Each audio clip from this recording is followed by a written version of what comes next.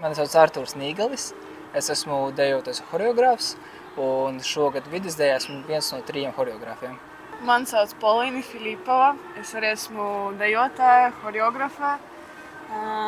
Tikko pabeidzam visu 3 kultūras akadēmiju jūnijā, un šoreiz piedalos kā izpildītāja, dejotāja, līdzautore.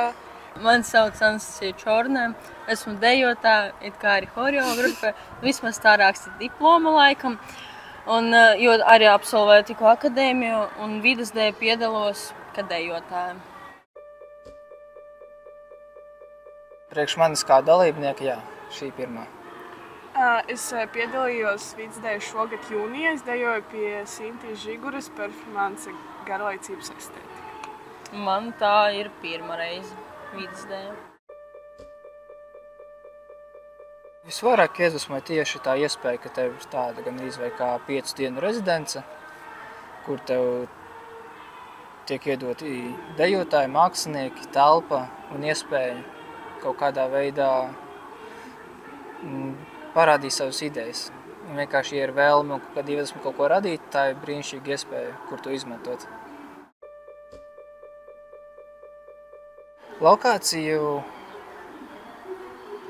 salīdzinoši varbūt pat nejauši, jo es biju pirms tam atbraucis tieši uz šejieni.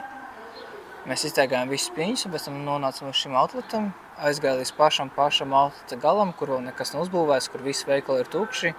Un es ieraudzīju vienu tukšu veikalu ar ļoti lieliem logiem. Man ļoti patika tieši tā kaut kāda akvārija vai zoodārts būrīša bilde. Un man nebija īsti skaidrs, ko es ar to darīšu, bet man ļoti patika tieši tas, ka tur ir viena pasaule, nepabeigta istaba, un tā ārā ir otra pasaule. Un tā es nonācu pie šīs telpas.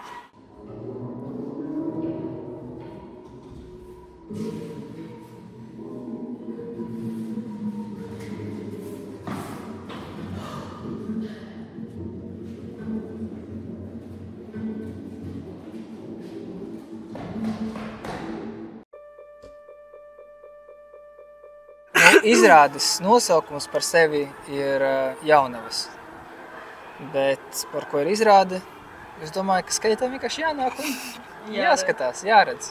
Es teiktu, ka tur ir diezgan daudz vārdmotīvu, jo mēs arī strādājam visu kaut kādām asociācijām un kā mēs jūtamies tajā telpā, kādas bildes mums nāk. Tas savveidi ir par tādu arī no vienas puses sievišķību un kaut kādu sieviešu pasauli un kā vispār tās sievietes brīžī varbūt jūtās mūsu pasaulē, bet tas ir par kaut ko sieviešķīgu, bet tā kā kaut kāda ciņa tur arī notiek savu veidu, jo mēs izmantojam gan iekštelpas, gan āru, un tur ir tas kaut kāds savu veidu konflikts, kad skatītājs ir ārā, mēs esam iekšā, un tad tur viss kaut kāds mahinācijas tālāk ar šo notiek. Performance Jaunavas ir par jaunavām. Kā jau Paļina teica, mēs ļoti daudz strādājam tieši ar asociācijām, un tā kā festivāla nosaukums ir vidusdejas, un 90% no mūsu iedvesmas nāca tieši no tās vides, kur mēs atrodamies. Ar asociācijām, ar iespējām, ko tā vide piedāvā, un zinot, cik mums ir limitēts laika daudzums, šo procesu mēs nosauktu kā 90% research, 95% research un 5% setošana. Un palielu mēs vienkārši metām visas idejas, un tad beigās pēdējā dienā likām to visu kopā kā Lego klucīšus, lai izveidotos kaut kāds viens liels kopums. Es personīgi vienkārši vēlreiz pārliecinājos, ka spēks ir komandā, un spēks ir tādā kolektīvajā radošumā. Tas savā veidā arī ir tāds viens no pirmajiem soļiem profesionālai dzīvē, profesionāla nozarē. Mums tikko pabeidzām, un mums vairs nav. Mēs izjūtam to atbildības sajūtu, ja pirms tam mēs varam pateikt, labi, mēs joprojām esam studenti, tagad mēs vairs neesam, mēs prezentējam sevi kā jaunus māksliniekus. Tāds kā veids, kā vispār pārbaudīt sevi, savas zināšanas.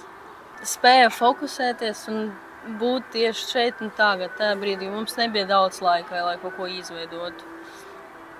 Vienkārši vajadzēja strādāt, veidot maksimāli produktīvi, cik mēs varējām izdarīt tajā laikā. Es jūtu, ka tā kā festivāla organizatori savā veidā rūpējas par dalībniekiem. Tā kā mēs vienkārši nākam un teicam, ka mums vajag šo, kā mēs varam atrisināt šo. Un vienkārši organizatori nāk pretī un palīdz mums atrisināt kaut kādas situācijas un lietas, kas ir vienkārši forši un jauki un profesionāli atkal. Noteikti, jā. Noteikti, jo pat tikko stāvējām skatījāmies Olguža Tuhņas mēģinājumu tepatās pie outleta ārā. Un pēc mēģinājuma pienāca iet, pajautāja, kas te notiek. Un pat tas fakts, ka tika pieminēts vārdu salikums laikmetīga dēļ, tas jau ir labi. Cilvēkam kaut kur paliek zemapziņa, ka vispār pastāv tāda lieta. Nākamreiz, kad viņi dzirdēs vai redzēs kaut kāds laikmetīgs dēļas pasākums, varbūt viņam parādīsies lielāka interese, viņam nebūs tās kaut kādas bailes, ka es kaut ko nesapratīšu, vispār kas tas ir. Viņam jau būs tā kaut kāda vismaz māza pieredze, ka tas arī ir reāla lieta, kas nenotiek tikai kaut kādas pagrabos, bet rekur tepatās Piņķos, Outluta veikala pie sienas, dārzā, pie skolas, viss kaut kur.